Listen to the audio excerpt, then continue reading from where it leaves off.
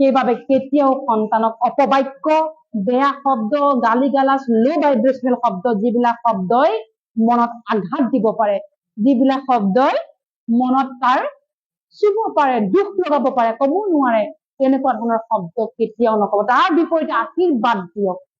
সি কথা নুশুনে, সদায় কব গাখীৰ দিয়ক, চাহ দিয়ক, কফি দিয়ক, সি যি বনাই, যি খাই ভাল পায় তাকে বনাই দিয়ক।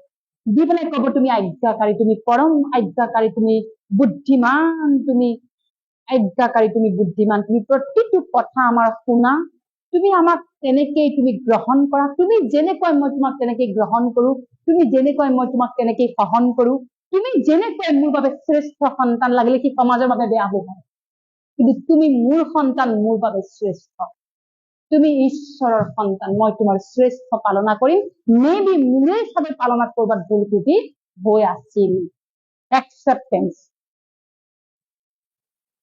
কাৰো আগত নকব, কোনো কাৰণত সন্তানক কেতিয়াও বহুত বেছি সময় কাৰো লগত এৰি নিদিব।